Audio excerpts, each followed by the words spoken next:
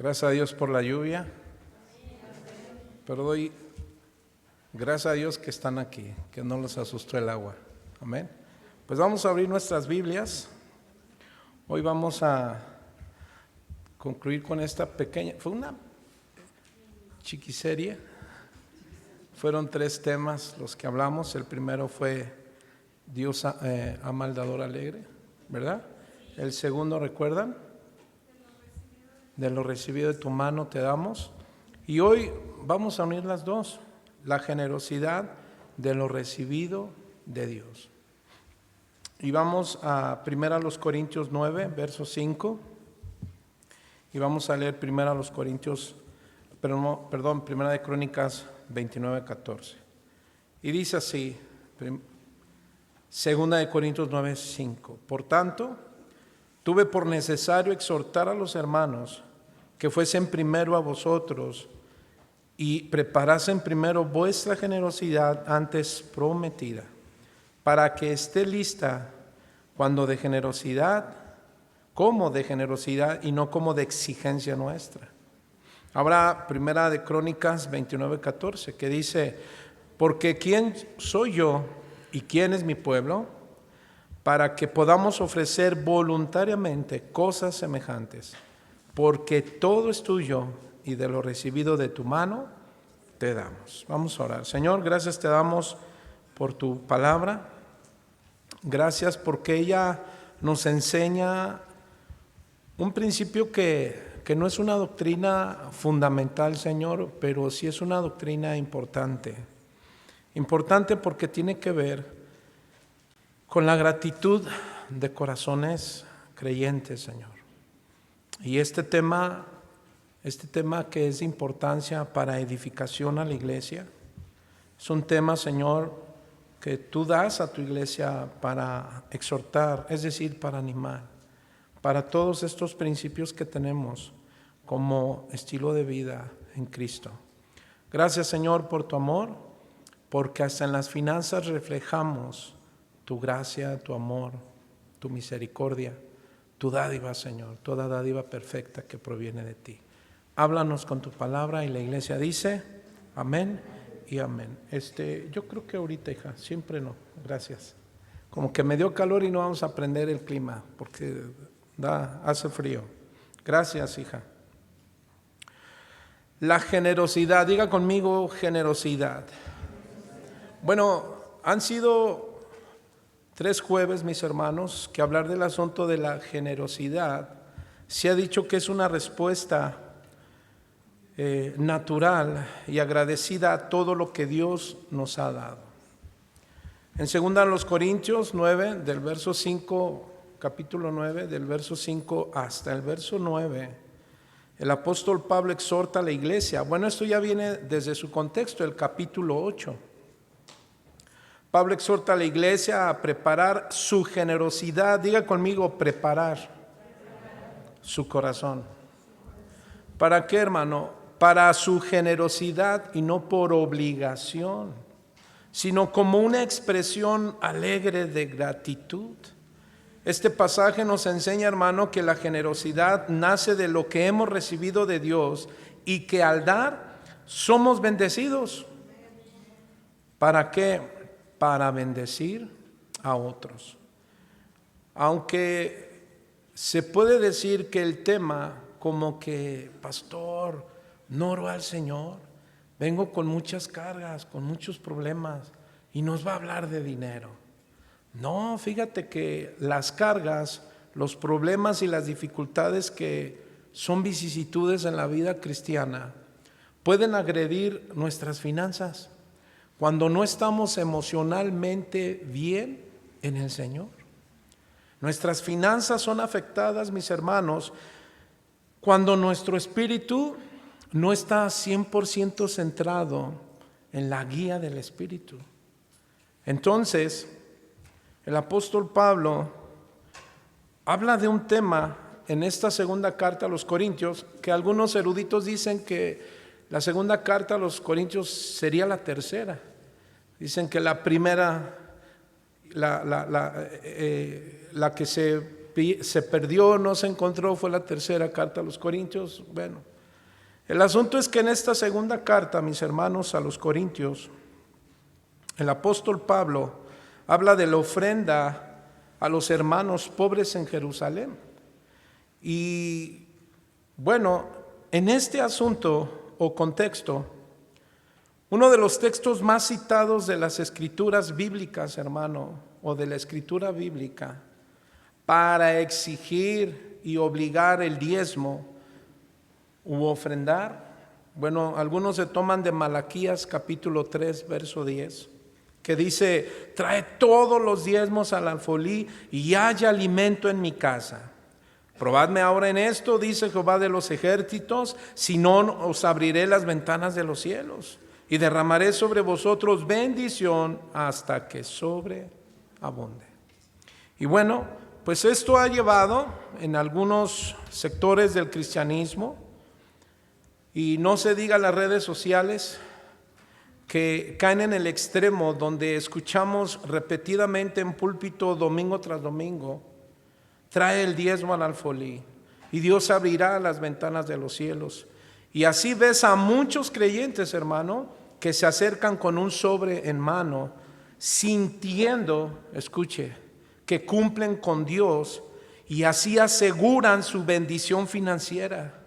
Incluso ellos dicen: tengo que hacerlo porque evito una maldición sobre mi vida si no lo cumplo.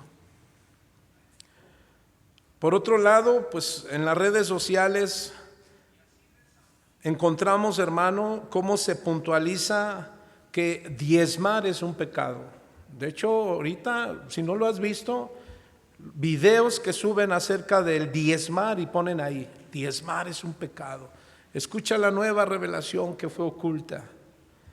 O el diezmo es una manipulación. Y bueno, cuando nosotros solamente tomamos extractos de mensajes y los intentamos entender desde la postura del que lo subió, o de aquellos que usan extractos para justificar su falta de generosidad. El tema de la generosidad en la iglesia, te repito, no es un tema doctrinal fundamental, es un tema doctrinario secundario. No tiene nada que ver con la salvación, eso significa. Sin embargo, hermano, ¿cuántos saben que si está en la Biblia, lo practicamos? ¿Cuántos dicen amén? Lo que no está en la Biblia, no lo practicamos. Entonces, mis hermanos, con los 3 temas que anteriormente hemos visto, o 2 temas, aprendimos entonces que la vida cristiana es un camino de gratitud. ¿Cuántos dicen? Y reconocimiento a Dios. En Primera de Crónicas 29:14, David demuestra tener un corazón lleno de gratitud. Y la gratitud ciertamente tiene varias direcciones, no solamente la gratitud por cuestiones económicas, gratitud por la vida, gratitud por lo que tenemos y por lo que no tenemos. ¿Cuántos dicen amén? Dígale al que está a su lado: es fácil sentir gratitud cuando todo nos va bien. ¿Sí o no, hermanos? Cuando todo nos va bien. Pero, ¿qué pasa cuando todo nos va mal? Cuando todo nos va bien, pues a lo mejor decimos: pues ahora sí, gracias Señor, porque ahora sí me sobra y doy. Pero ¿qué hay cuando te va mal? Dices: no hombre, ahora sí, ni por el pescadito no vamos a dar. Está vacío el marranito. En primera a los Tesalonicenses 5:18 se nos dice: den gracias a Dios en todo, en toda situación. ¿Cuántos dicen amén? Sea que tengamos, hermano, o sea que no tengamos. Eso significa en lo bueno y en lo malo. Entonces, la gratitud, mis hermanos, en la Biblia tienen diferentes direcciones. Hoy estamos tomando una en relación a la economía. De esa manera Dios, hermano, pues necesita a hombres y mujeres que trabajen en la obra. ¿Cuántos recuerdan que dijimos, que hay una manera directa e indirecta de servir a Dios, ya sea directa en un servicio, en un ministerio, ya sean con los dones espirituales que el Señor nos ha dado, primera los Corintios 12, o a través de los ministerios de Cristo, los dones de Cristo, que son pastor, maestro, evangelista, etcétera. Porque Dios nos ha dado dones a todos. ¿Cuántos dicen amén? Y a unos les dio el don de dar, de ser generosos. ¿Cuántos recuerdan aquellas mujeres que seguían a Jesús, que tenían el don de dar y daban para el sostenimiento de los discípulos? Y la Biblia habla de ellos. Si no mal recuerdo es Lucas capítulo 8. Si no mal recuerdo, si no ayúdenme. En Hechos 20:35, el apóstol Pablo describe cómo el carácter financiero de un creyente sano y bendecido hace lo siguiente. Porque dice en Hechos 20:35, más bienaventurado es dar que recibir. ¿Cuántos dicen amén? Entonces, mis hermanos, la forma en que manejamos nuestro dinero es una demostración externa de una condición espiritual interna. Gratitud en las finanzas a Dios. Vamos a ver entonces, mi hermano, rápidamente cómo la Biblia dispone de al menos 5 áreas de deberes financieros juntamente con sus principios. El jueves pasado los nombré, no los trabajamos, hoy los vamos a trabajar. Primera área, hermano, primera área, de todo lo recibido que Dios nos ha dado, en donde nosotros o qué debemos hacer con esas finanzas que Dios nos da. Bueno, la Biblia nos enseña por lo menos 5 áreas. Número 1, Dios y su obra. Dios y su obra. En Primera de Crónicas 29:6 dice que ahí se juntaron familias, príncipes, tribus, jefes, administradores, y dice que ofrecieron, ¿cómo, hermano? Voluntariamente, y dieron para el servicio de la casa de Dios. Ciertamente estamos hablando que iban a construir el templo. Es Salomón a quien se le da la gracia para hacerlo. Pero lo que enfatiza el asunto, hermano, es los planes y propósitos de Dios. ¿Cuántos saben que está en esta tierra? ¿Sí o no? Los planes y propósitos de Dios para que su pueblo dé está en esta tierra, hermano. En el cielo, ¿tú crees que vamos a usar dinero? Bueno, yo pregunto, ¿te vas a dar dinero al cielo? No. ¿Dónde vamos a usar entonces esas finanzas que Dios nos ha proporcionado? Bueno, principalmente por medio de la iglesia, es decir, por medio de cada uno de ustedes, que van a usar sus recursos para hacer la obra a la que fue llamada la iglesia. En Mateo 28, capítulo 28, verso 19 al 20, Jesús dijo lo siguiente. Mateo, capítulo 28, bueno, creo que todos se lo saben de memoria. ¿Qué les dijo? Id y predicad el evangelio. Pero aquí viene el asunto, y haced discípulos. Entonces, mis hermanos, es cierto, por un lado, se hablan de extremo del diezmo, las ofrendas, a tal extremo que intentan, número 1, seducir a la gente, como bien lo explicaba nuestro hermano José Luis hace 15 días, el jueves, que llevan a la gente a creer que entre más das, Dios te va a dar, y Dios no trabaja así. Por el otro lado, el extremo es que se niegue que debemos dar, que debemos diezmar o que debemos ofrendar. Y bueno, normalmente algunos que andan en oposición de dar, y muchos caen en el extremo de decir que mejor se ponga a trabajar el pastor, pon a trabajar tu pastor, en lugar de estar ahí sentadote. Porque hay quienes dicen que como pasamos mucho tiempo en un escritorio, los pastores no trabajamos. Y de verdad que se trabaja y se cansa, hasta nos enfermamos si no nos ponemos atención. Fíjate, hermano, que a lo largo del Antiguo hasta el Nuevo Testamento, Dios hace responsable a su pueblo de sostener su obra. Por ejemplo, en el Antiguo Testamento, la ley de Moisés, en este sentido, el pueblo tenía obligaciones financieras. Según la ley, o una de las leyes, en Números 18:21, el diezmo para sostener a los levitas.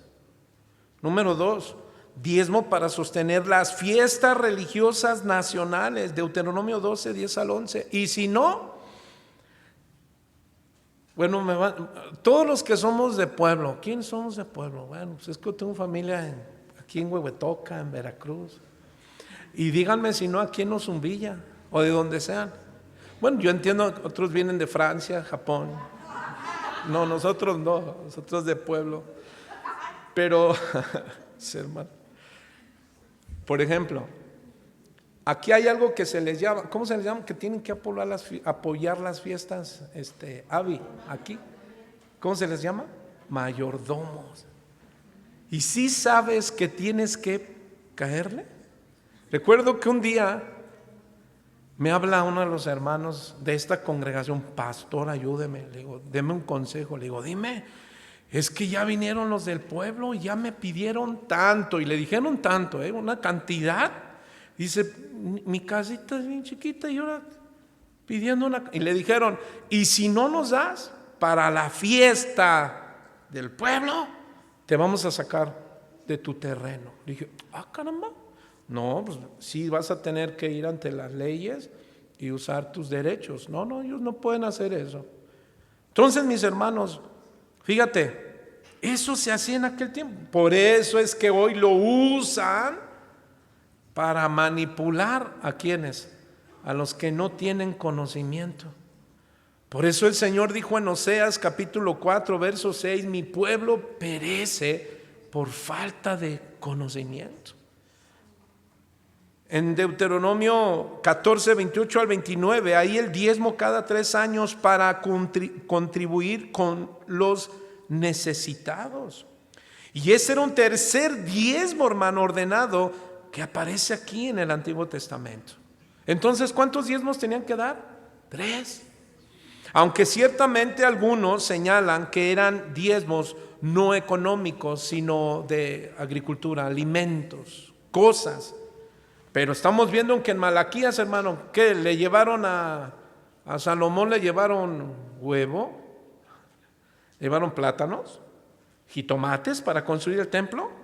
No, hermano, ¿sabe qué le llevaron? 5,000 talentos y 10,000 dracmas de oro, de plata, talentos de bronce. Entonces no podemos decir que solamente se usaban asuntos de ¿cómo se llaman? Alimenticios. No podemos hacer, hermano, de la Biblia, de lo que Dios nos pide, y decir, bueno, pues yo nada más puedo apoyar con alimentos. Por ejemplo, los que dan despensa cada 15 días o cada semana. Hermanos, por favor, les pedimos que apoyen a la iglesia, porque esta iglesia apoya a familias en tiempos de necesidad. Y bueno, alguien que trae, dice, no, pues ya cumplí, ahí va mi diezmo. No, hermano. Mira, el propósito era ayudar a los grupos más vulnerables, como huérfanos, viudas y extranjeros. En síntesis, entonces, mi hermano, la ley exigía al pueblo dar anualmente al menos, escuche, el 23% de sus ingresos como contribución. Dígale al que está a su lado, ¿tú más o menos cuánto? No es cierto, no le diga. ¿Qué porcentaje das? Entonces era obligatorio, hermano. Ahora, en el Nuevo Testamento, el diezmo y la ofrenda no aplica como una norma obligatoria para la iglesia.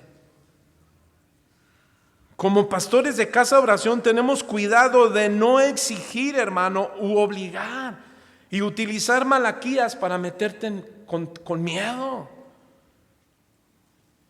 Recuerdo, y mi esposa se va a acordar bien, un día que llegó una hermanita temblando y nos trajo 1 kilo de azúcar y nos dijo, pastor, tengan, es lo único que tengo. Era la primera vez que veíamos a esta hermanita.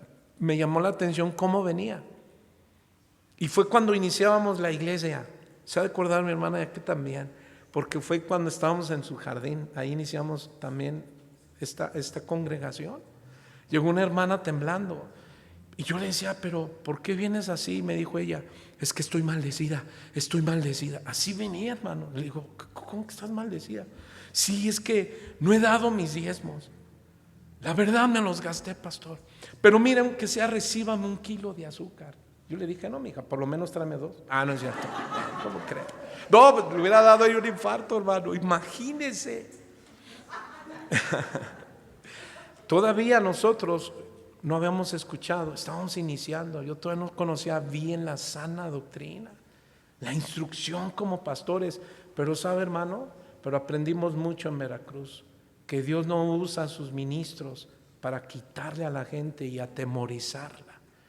Entonces, hablar de diezmos, de ofrendas, mis queridos y amados hermanos de Casa Oración Tecámac, no es con exigencia o obligación. Estas instrucciones bíblicas, mis hermanos, tienen como propósito que tú y yo entendamos que somos mayordomos y no dueños. Entonces, mis hermanos, el diezmo es mencionado en varios pasajes del Nuevo Testamento, como en Mateo 23:23, Lucas 18:22, Hebreos 7:4-9, y en ninguna, hermano, fíjese, manera como en casa de oración ordenamos que sea una norma para la iglesia. Porque yo les puedo preguntar, ¿en cuánto de los diezmos que has recibido o sobres se te pide, pon tu nombre? Y también te decimos, y ponle cuánto pones. No sea de Monterrey. ¿Te ponemos? No. La realidad es que no sabemos quién da y quién no da. Ahora, ¿por qué? Porque ese asunto no nos compete a nosotros los pastores. Ese es un asunto entre tú y Dios, entre Dios y tú. En la Biblia dice entre ti y Dios, entre Dios y ti. Entonces, mis hermanos, en 2 Corintios 9:5, el apóstol Pablo dice, por tanto, tuve necesario exhortar, y esa palabra no significa regañar, dice que los animó. Les animó ¿a qué? A los hermanos a que fuesen primero a vosotros, miren, y preparasen primero vuestra generosidad antes prometida, para que esté lista como de generosidad y no como obligación nuestra. Ahora, aquí hay un principio bien importante, hermano, que prepara tu comisión, tu generosidad con tiempo, no cuando llegues a la iglesia. Porque cuando llegas a la iglesia, ¿qué crees? Le vas a hacer como el niño, un niño que le dijo a su papá, oye, mi hijo, te voy a dar para la ofrenda, pero quiero que ofrendes. Ay, sí, papá. ¿Y cuánto me vas a dar? Dijo él. Dice, a ver, hijo, ¿cuál quieres, la más grande o la más chiquita? Se refería a las monedas, ¿no? ¿Y qué cree que prefirió el pequeño? ¿Una de a 10 o una de a peso? Mire, ¿a poco su mano no sabe distinguir entre una de a 10 y una de peso? Y cuando el niño ya le llaman, está en su salón, empiezan a llamar la ofrenda. A ver, hermanos, ¿cuántos saben que a tus pequeños se les enseña en esa casa de oración a ofrendar? Pero se les enseña la generosidad. De hecho, tenemos que instruir a estos pequeños diciendo generosidad. Y dice que este pequeño empezó a decir, ay, bueno, Señor, dirígeme a cuál de las dos quieres que dé. ¿Y cuál creen que dio el pequeño? ¿La de a 10 o la de a peso? ¿Por qué creen? Porque por naturaleza, hermano, nosotros tenemos algo, que la necesidad principal. Algo que se le llama, ¿cómo se le llama esto? Alguien que le dice, oye, te cambio tu carro por un BMW. Pero nunca le preguntó qué año. Simplemente dijo, órale, le dio sus llaves y le entregó un BMW, pero su carro era 2024 y el BMW era 1999. Pregunto, ¿qué le llamó a este hombre que dijo luego sí? ¿Cómo se le llama eso? Avaricia. Entonces, por naturaleza tenemos algo conocido como avaricia. Ese es por naturaleza, hermano. Porque creemos que dar se nos acaba. Pero ahora bien, el apóstol Pablo les recuerda, hermano, que la generosidad debe de ser voluntaria y alegre, no forzada. Además les explica que Dios es quien provee y multiplica para siempre lo que tenemos. Por eso lo damos. ¿Cuántos dicen amén? Ahora, la palabra griega, no sé si recuerdan, para generosidad aquí es eleuteria, que significa libertad.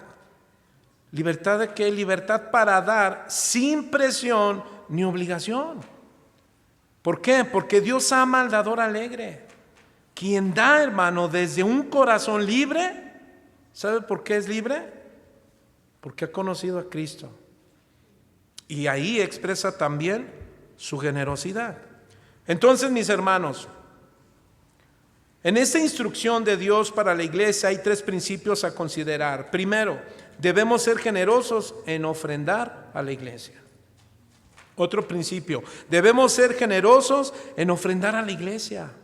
A pesar de la controversia que existe, hermano, en torno de que si el diezmo está vigente o no, que si lo debemos dar, que si es pecado, etcétera. Hermanos, normalmente a aquellos que pelean este punto y lo suben a las redes sociales, ¿quién cree que son? Los que menos dan. Y los que no les gusta dar. Y los que les gusta, ¿saben qué? Meter a los hermanos ¿en qué? En contiendas y discusiones inútiles. Hermano, si la iglesia no lo hace, ¿quién lo va a hacer? Entonces el apóstol Pablo tiene que exhortar a la iglesia a los Corintios, porque tenían que dar algo que ellos prometieron a Dios. Dar de gracia lo que de gracia han recibido. Han recibido la palabra de Dios y ese corazón es formado. Entonces la razón obvia, mis hermanos, en 1 Corintios capítulo 16, verso 2, aquí tenemos un segundo punto de la iglesia. Tu apoyo debe ser regular. El primero, ¿cuál dijimos? Debemos ser generosos en ofrendar a la iglesia. Número 2, tu apoyo debe de ser regular. ¿Por qué? Porque la iglesia primitiva dio ejemplo, hermano, de su generosidad y era regularmente cada semana.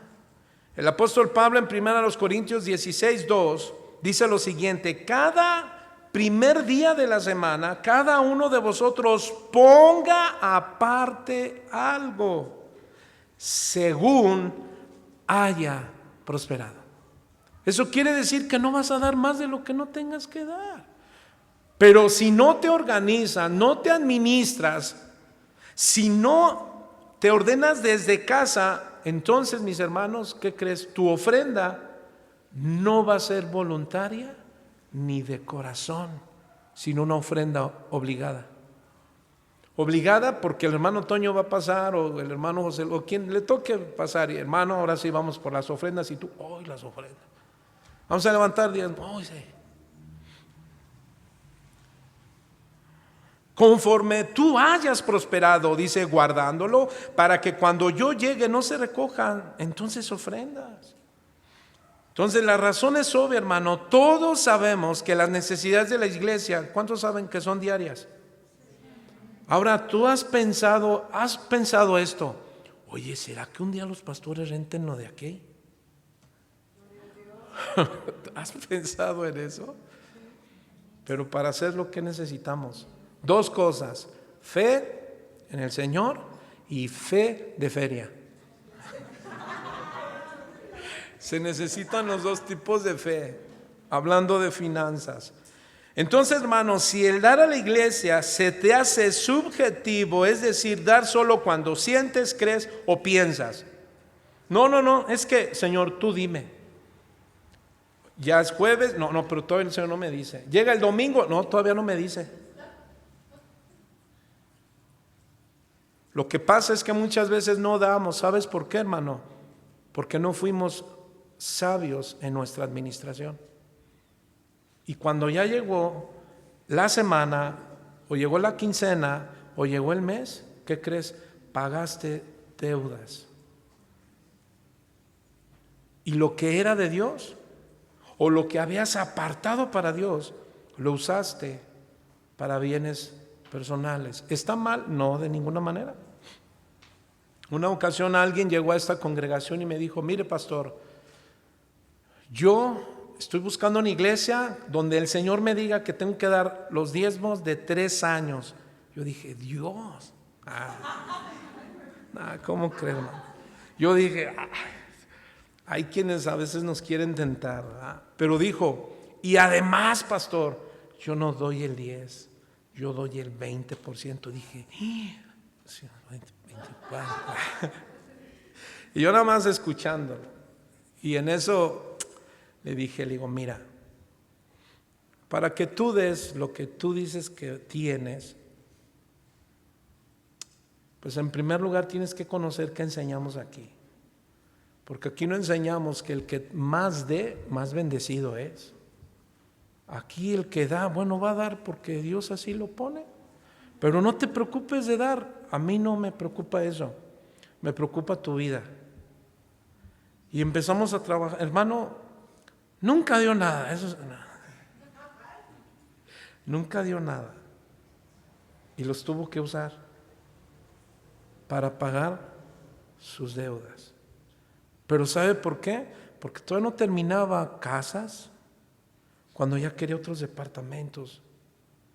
Y yo le decía: oye, con todo respeto, digo, porque él me hizo la pregunta, que si estaba mal. Y dije: bueno, la pregunta es como, ¿para qué estás usando tus recursos?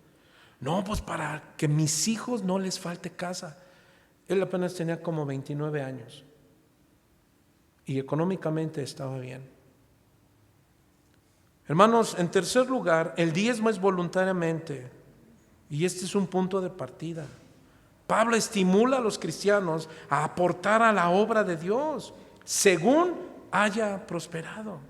En 1 Corintios 16:2, como lo acabamos de ver. Ahora, en su segunda carta, el apóstol Pablo exhorta diciendo: el que siembra abundantemente, abundantemente también segará. Pero no es el participio, hermano, de el que más dé es al que Dios más da. No, porque Dios no ve lo que tú das. A Dios no le importa cuánto das. Lo que a Él le importa es tu corazón. Yo por eso, ya ve, pastor, yo por eso doy como quiero. Porque a Dios no le importa lo que dé. No, escucha bien. Pero Dios ve tu corazón. Si lo haces con amor. Entonces Pablo, hermano, elogió a los macedonios para que dieran aún más allá de sus posibilidades. En 2 Corintios 8, del 1 al 5, ahí el apóstol Pablo es donde él, hermano, elogia a estos hermanos. Y déjenme decirle, yo no sé cuántos recuerdan, pero la iglesia de Filipos, los hermanos de esa comunidad, ¿qué creen? Eran pobres. Económicamente era muy difícil. Pero ¿quién creen que sostuvo al apóstol Pablo cuando estuvo en la cárcel? Ellos, hermano. El apóstol Pablo, en una de sus cartas que le llama la carta de la vida cristiana, el gozo de la vida cristiana, en Filipenses capítulo 4, el apóstol Pablo dice: regocijaos en el Señor. Digo una vez más, regocijaos. Hermano, el regocijo en la vida cristiana es un asunto de gratitud. El ofrendar es un asunto de gratitud. Alguien dirá: pastor, pero en ninguno de estos pasajes habla de un porcentaje. Es verdad, mis hermanos, pero si analizamos lo que da a entender estos pasajes, es probablemente que concluyamos que en todos estos casos se dio más de un 10%, hermano. En este sentido, aunque el diezmo no es obligación, el principio bíblico nos sugiere sea un punto de partida. ¿Para qué? Para nuestra fidelidad y gratitud a Dios. Y qué importante es un corazón fiel y agradecido a Dios. ¿Cuántos dicen amén? Diga conmigo: Dios no ve el monto, sino el corazón. Amados, Dios no se asombra por lo que das. ¿Sabe por qué? Porque Él es dueño de todo lo que existe. Ageo 2:6. ¿Cuántos creen que Dios es dueño de todo lo que existe y de todo lo que hay? Entonces recuerda, a Dios no le damos, sino que le devolvemos lo que hemos recibido de su mano. ¿Sí o no? Por eso la generosidad de lo que recibimos de Dios. Y eso es principalmente lo que dijeron los judíos cuando ofrendaron, hermano, para el templo en 1 Crónicas 29:14. Por eso están estas letras inspiradas por el Espíritu Santo, no por el hombre. Porque de ti proceden todas las cosas y de lo recibido de tu mano te damos. ¿Cuántos dicen amén? Entonces, ¿cuántos vamos a ser generosos con Casa Oración Tecámac? Porque solo Dios sabe, hermano, todo lo demás que Dios tenga para esta congregación y para ti. Seremos como iglesia desafiados porque esta iglesia, oramos a Dios que sea una puerta al cielo, no una puerta a la prosperidad económica. Porque nosotros, hermano, tenemos una conciencia, la cual, gracias a Dios por nuestros pastores, hoy un pastor de Casa Oración Argentina, pastor Jorge, de Casa Oración Argentina, subía una reflexión acerca del agradecimiento que debe de haber en nosotros hacia nuestros pastores. No en un asunto de ir a extremos, hermano, sino por su trabajo, por su dedicación. Y en esas palabras usaba este principio o esta aplicación: pastor, perdóname porque no he valorado lo que tú haces, tu trabajo, tu enseñanza. Y bueno, dio tanto, hermano, yo terminé, yo estaba llorando y llorando.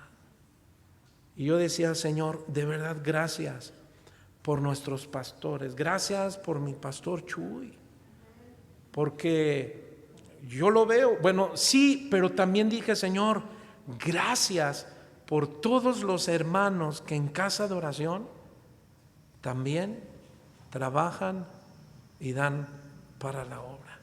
Porque sabemos, hermanos, que tú sudas en tu trabajo.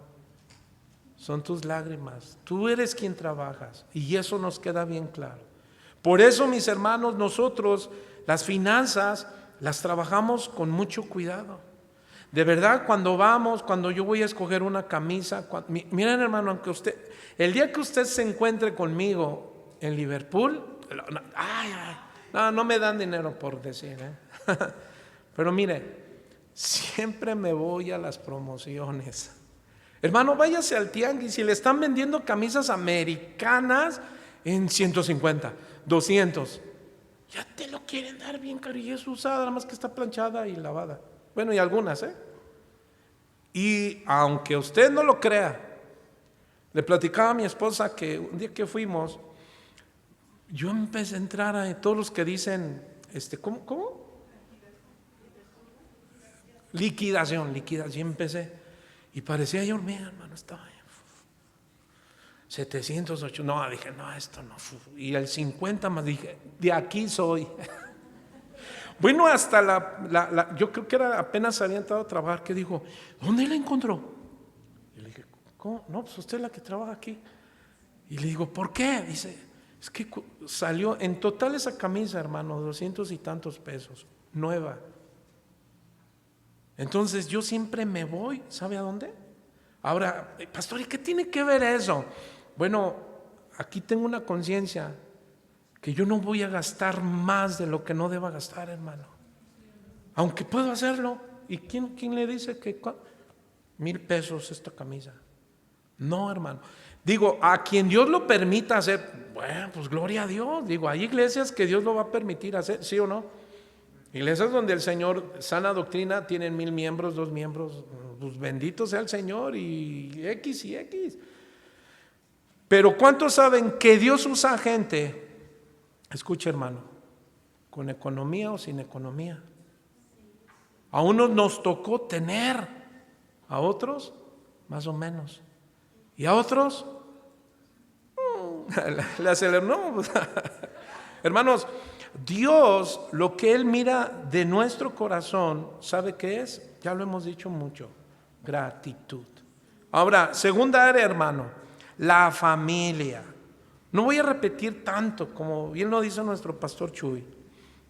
Lo enseñado ya lo dimos y estamos dándole muy pocas aplicaciones porque no nos vamos a atorar mucho ahí. Segunda, hermano, ¿cuál es la primera área donde tenemos que ofrendar? ¿Diezmar? La iglesia, para la obra de Dios. ¿Cuántos dicen amén? Aquí predicamos para que se sigan convirtiendo gente, para que venga a los pies de Cristo. Bueno, la segunda área donde nosotros debemos usar los recursos sabiamente es en la familia. Diga conmigo, en la familia. Y aquí, ¿cuál es el principio, mis hermanos? Cuando Dios nos enseña a dar en la familia.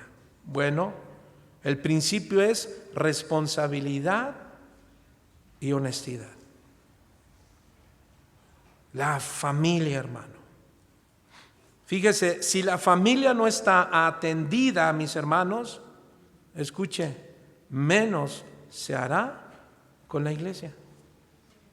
Si no le doy a la familia, ¿qué le voy a dar a la iglesia? Ese es el corazón que a veces, hermano, puede sonar. Ahora, los principios bíblicos, hermano, acerca de las cuestiones económicas o asuntos financieros nos lleva a ser responsables e íntegros con nuestras familias, transparentes.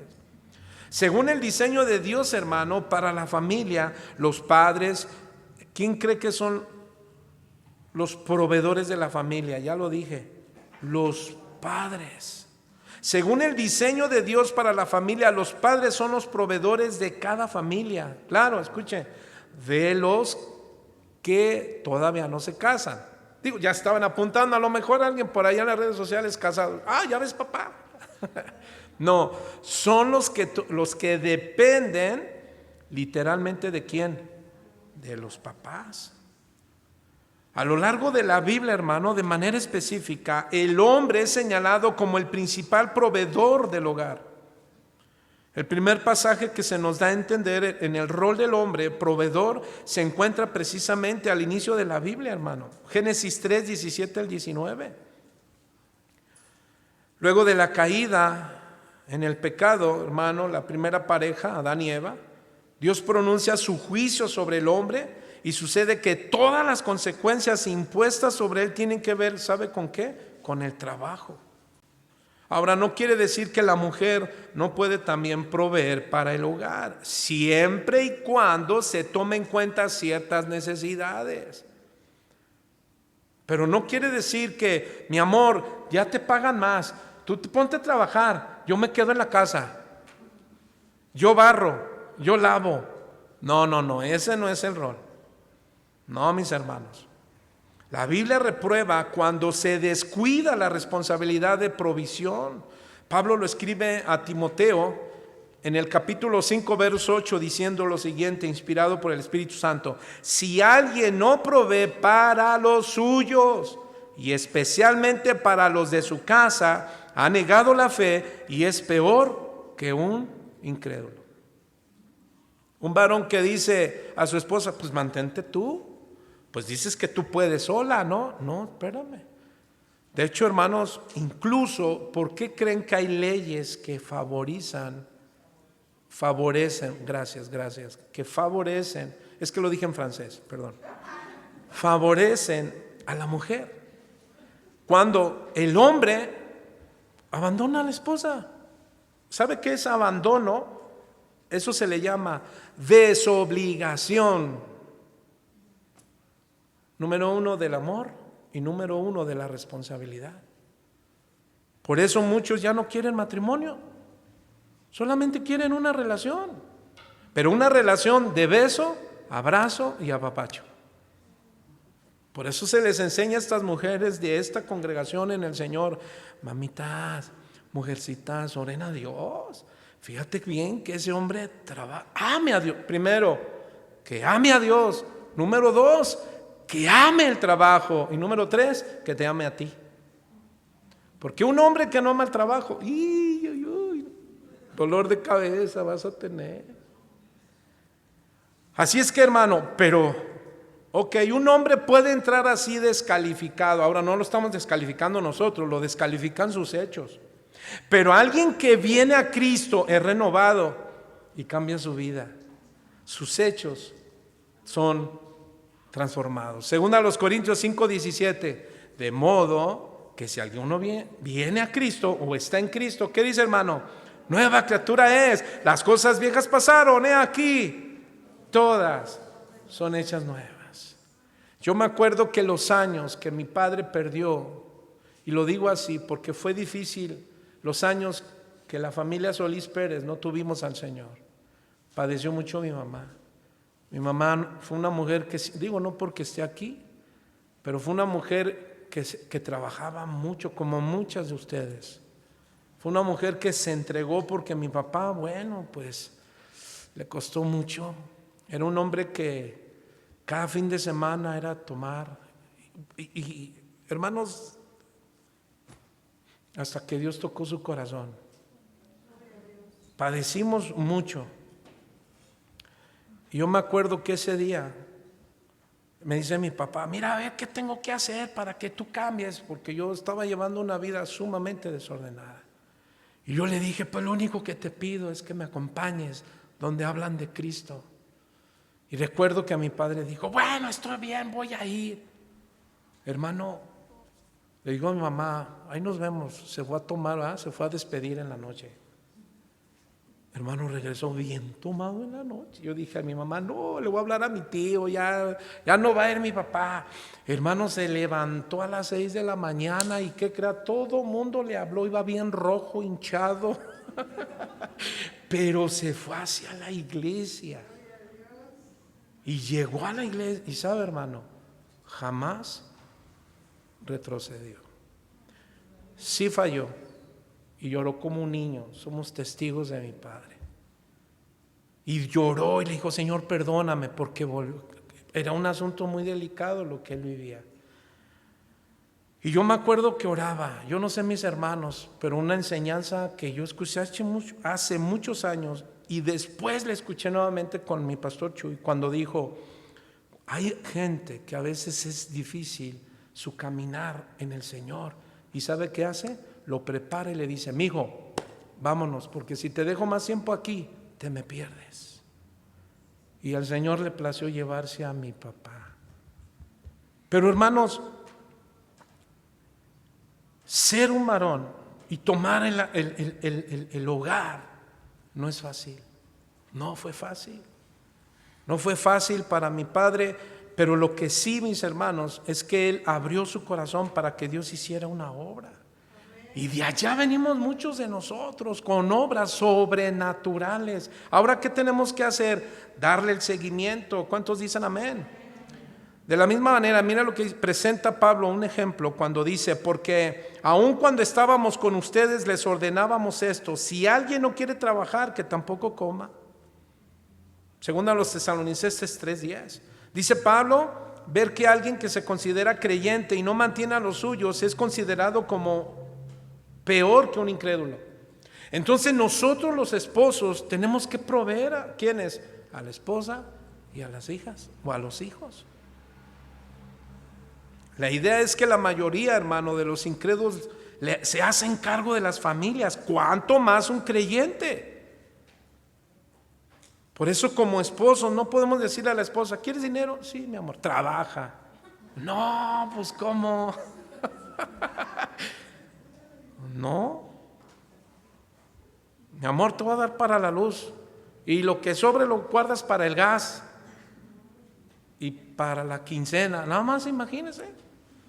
Así es que mis hermanos, Pablo por eso dice, ha negado la fe. De hecho, el mandato a los tesalonicenses es que ellos sean generosos, no solo con su trabajo, sino cómo reparten, en dónde, con los suyos.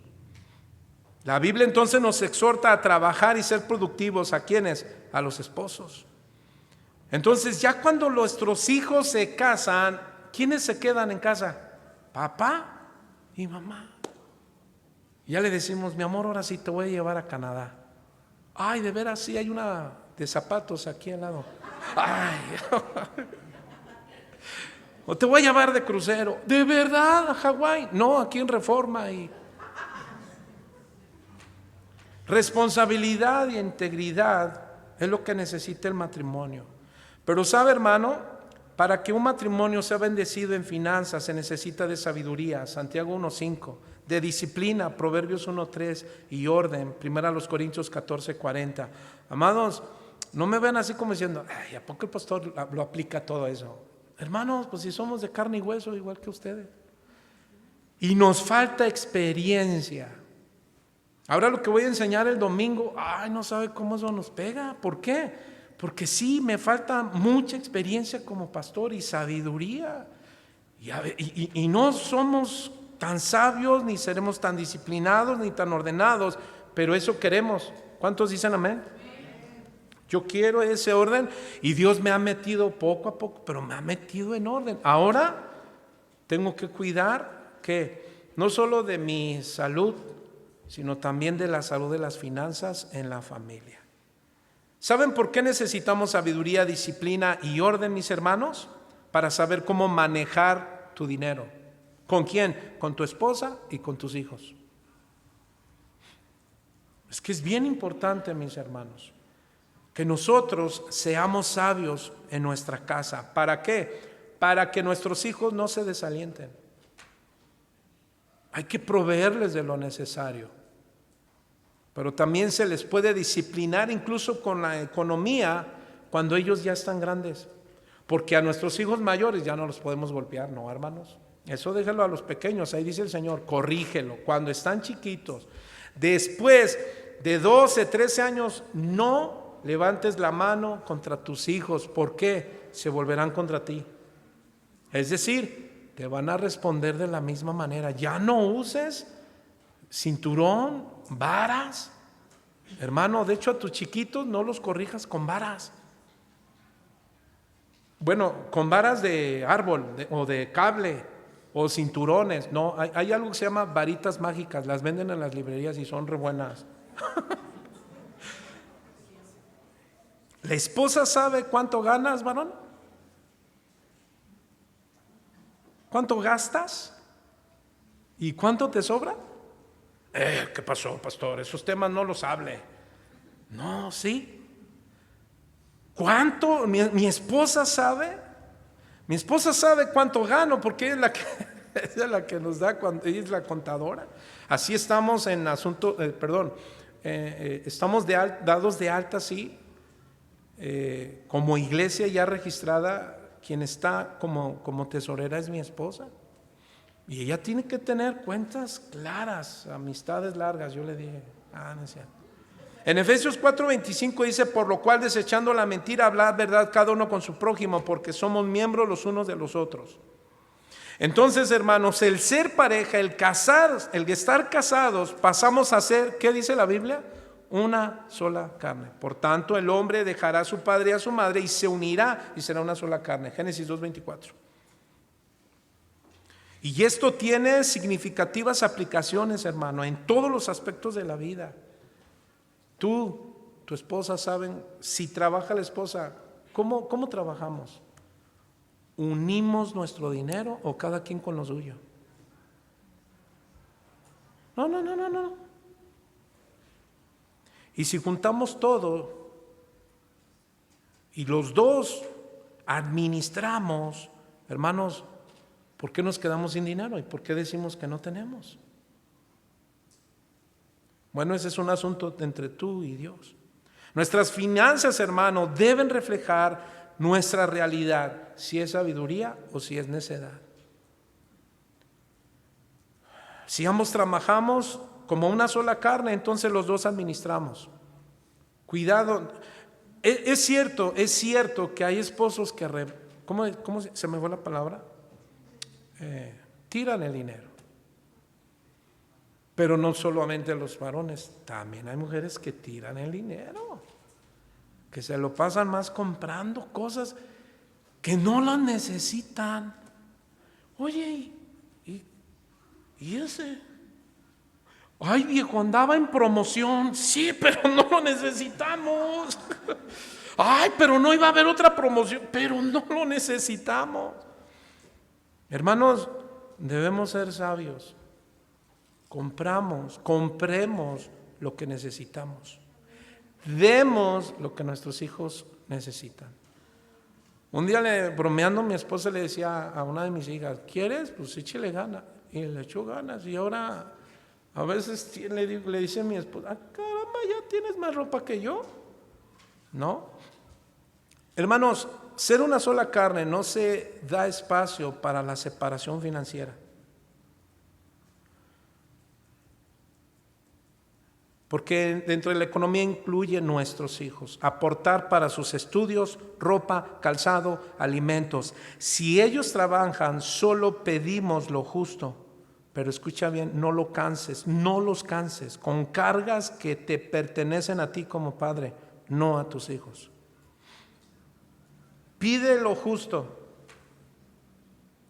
Es bueno ayudar, es bueno enseñarle a ser administradores, pero si ellos trabajan o estudian, o trabajan y estudian, no les carguemos la mano. ¿Cuántos dicen amén? Los estás instruyendo a tener una vida sabia para que en el futuro, cuando tengan su hogar, lo hagan con gozo y con alegría, y no se convierta en una carga. Se casan y dicen: no, es que desde adolescente me cargaron la mano y ahora te la voy a cargar a ti, a la esposa.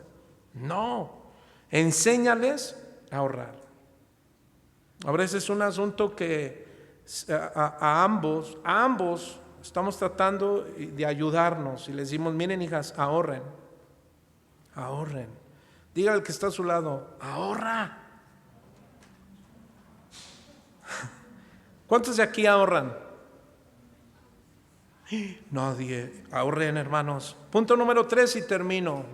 Dije varios, pero hasta aquí termino. Dios es el proveedor y multiplicador. Esto incluye ¿a quiénes? A nuestros padres. Una vez más, Pablo escribe a Timoteo: honra a las viudas, que en verdad son viudas, pero si alguna viuda tiene hijos o nietos, que aprendan estos primero a mostrar piedad para con su propia familia y a reconocer a sus padres, porque esto es agradable delante de Dios. 1 Timoteo 5, 3 al 4. En pocas palabras, los hijos o nietos deben encargarse de sus padres o abuelos si ellos tienen alguna necesidad económica. Nunca nos olvidemos de nuestros padres, nunca, con lo que podamos, porque es cierto, nosotros como esposos tenemos responsabilidades. Pero cuando un padre, la Biblia habla de apoyar a las viudas, no a los viudos. Y no estoy diciendo que no vemos por nuestros padres, no. No, pero pastor, fue malo. No, la Biblia no dice porque sea bueno o sea malo tú apoyes, no, dice cuídalo y apóyalo. Debemos apoyar a nuestros padres y nunca pensar que terminen en un asilo. Porque si a ti te corresponde o nos corresponde, cuidaremos a nuestros padres en nuestro hogar hasta que el Señor les llame hasta su presencia. ¿Por qué? Porque si tú siembras eso, lo puedes cosechar. Que tus propios hijos se olviden de ti. Entonces, mis hermanos, es interesante notar que Jesús habla de esta misma responsabilidad de los hijos con su padre en Mateo 7, 10 al 13. Y alguien puede decir: no voy a mantener a mi papá porque él fue un derrochador. Y te lo decía. No, la Biblia dice: honra a tu padre y a tu madre. Mis hijas siempre dicen: papá, mira, cuando ya termine mi carrera, yo les voy a comprar. Bueno, normalmente le dicen a la mamá, ya saben, así son las mujeres. No es cierto. No, mamá, y les vamos a dar. Y su mamá dice: sí, mis amores, gracias. Punto 4, hermano, la generosidad glorifica a Dios. ¿Pero en qué área? Bueno, con los demás, con nuestros prójimos. ¿Cuántos saben que Dios es poderoso para hacer que abunde en nosotros toda gracia, mis hermanos? Él provee una semilla al que siembra y da pan al que lo necesita. Entonces el Señor pide que tengamos una generosidad. ¿Con quién? Con nuestro prójimo, mis hermanos. La Escritura define e indica la naturaleza y extensión de las obligaciones de los creyentes. Ya lo dijimos, la iglesia, la familia, que incluye a nuestros padres, pero ¿en qué otra área? Con nuestro prójimo. Nosotros nos enseñamos aquí que no le des al prójimo. No, claro que sí. Y además, no preguntes si necesita. Oye, si le ves a alguien que entra con unos zapatos rotos, que deja media suela en la alfombra, y todavía te acercas y le dices, oye, si tienes necesidad, dime. Hermano, ¿verdad? No, pues si es de risa, ¿qué debemos hacer? Dar, apoyar. Pero escucha bien, por eso se necesita sabiduría, porque no podemos confundir todo. Yo me acuerdo un supuesto judío que hace tiempo llegó a la iglesia. No, pastor, mire, yo quiero decirle que yo la verdad no doy diezmo, yo lo doy a los pobres. Y cuando la esposa que trabajaba, los dos eran abogados, le pagaban a la esposa, ¿sabe qué hacía este tremendo? Le pedía su cheque a su esposa. ¿Y quién cree que manejaba todo el dinero? Él. Nos invitó a su casa, saca unos así gruesos de cachos de carne tipo tibón, y yo dije, ay Señor, y con lo que me encanta, no eran para mí, eran para su perrote, un perrote que sacó así, hermano. Y yo pensé que lo iba a llevar al patio, lo llevó al segundo piso porque ahí tenía su cuarto, perrito, y unas, ¿cómo se llaman esas? Unos animalitos así largos, ¿hurones? Sí, algo así. Sí, hurones. Bueno, tenía la casa 3 habitaciones. Una era del perrote y de los hurones.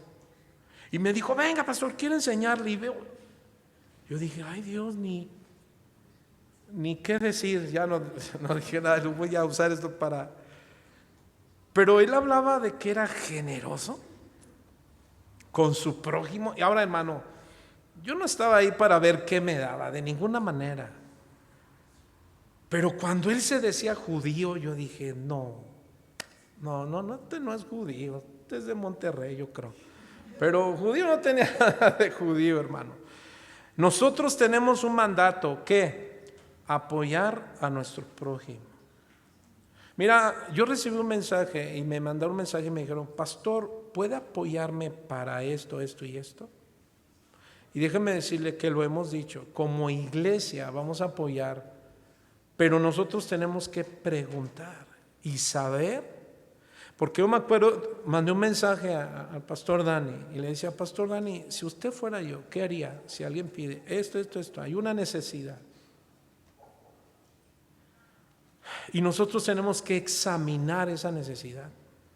De hecho, para apoyar a una viuda hay que examinar lo que la Biblia dice para apoyar verdaderamente a alguien que es viuda, que no tiene ya hijos que vean por ella, ni nietos. Y entonces hay más requisitos, que sea fiel al Señor, hay requisitos. Entonces nosotros, mis hermanos, por eso algunos dicen, ay, no, si es así, ya no. Le dije, no, es que nosotros no vamos a aventar nada más porque sí.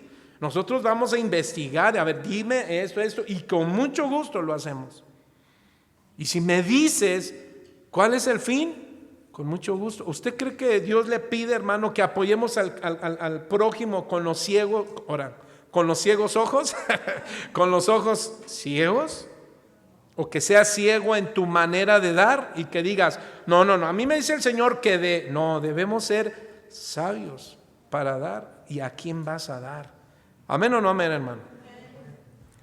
Entonces, mis hermanos, en Proverbios 14:21 dice, peca el que menosprecia a su prójimo, mas el que tiene misericordia de los pobres es bienaventurado. Así es que la ayuda a los necesitados produce acciones de gracia, hermano. La generosidad es una manifestación visible de la gracia de Dios en nosotros y una forma de obedecer el Evangelio. ¿Cuántos dicen amén? Así es que, hermano, termino. Para cultivar una generosidad auténtica basada, hermano, en lo que recibimos de Dios, la Biblia nos ofrece estos principios. Número 1, dar debe ser una prioridad. Dar debe ser una prioridad. Es decir, hermano, honra a Dios con lo mejor de tus recursos, no con lo peor. Aquí una ocasión alguien me dijo: pastor, quiero dar ropa para hermanos. Y yo sí le dije: mira, hermano, nosotros no tenemos bodega ahí. Nosotros vamos a recibir lo que usted nos da, pero en buen estado. Si no, mejor, con todo respeto, tírelo a la basura. Porque nosotros vamos a apoyar a gente que necesita, pero ropa bien, ¿sí o no, hermano? Entonces tú tienes que dar de lo que, así ya, lo que está roto. No, si ya hay algo roto ahí, úsalo para los zapatos y otra cosa, pero no para dar. No des de lo que te sobra, da, hermano. ¿Cómo dijimos? De lo mejor que tienes. ¿Cuántos dicen amén? Entonces, mis hermanos, dar debe de ser una prioridad. La generosidad nace de reconocer que todo lo que tenemos viene de Dios. Número 2, hermano, dar debe ser proporcional. Es decir, da conforme a lo que Dios te ha dado y con un corazón dispuesto. Número 3, dar implica sacrificio. ¿Qué significa? Que la generosidad bíblica, hermano, no es dar lo que sobra, sino a veces dar lo que necesitamos. La viuda pobre que dio, hermano, a las 2 moneditas, ¿recuerdan? ¿Recuerda qué hizo Jesús? Cuando hizo esta viuda que dio todo lo que tenía. ¿Sí o no, hermano? La pregunta es: ¿y por qué no la detuvo Jesús y dijo, pobrecita? Y le hizo como Cantinflas, que le sacó para darlo a los pobres. No, y sin embargo, ¿recuerdas qué dijo? De todos los que dieron, ella dio de corazón. ¿Por qué? Porque lo que el Señor observó ahí no fue cuánto dio, sino la manera en que lo dio, el corazón. ¿Cuántos dicen amén? Dar debe hacerse con alegría. Segunda de Corintios 9:7, ya lo dijimos.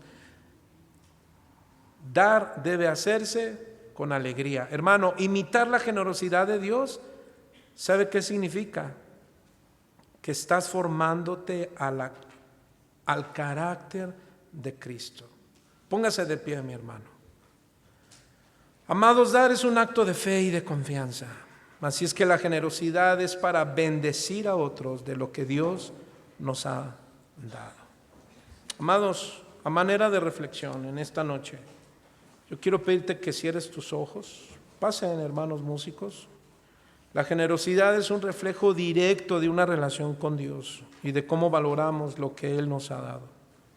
Así es que, hermanos, no es solo una cuestión de dar dinero, sino de vivir con un corazón abierto y dispuesto a compartir, confiando en la provisión divina y en la bendición que viene al dar. Yo te voy a pedir que en esta noche le digas: Señor, te doy gracias porque tal vez he menospreciado este asunto de la economía. Y mis finanzas tal vez, Señor, se han visto afectadas. Pero yo sé que en esta noche tú me invitas a tener un corazón generoso. Y la generosidad nace de un corazón libre, alegre, basada en lo que tú nos has dado, Señor.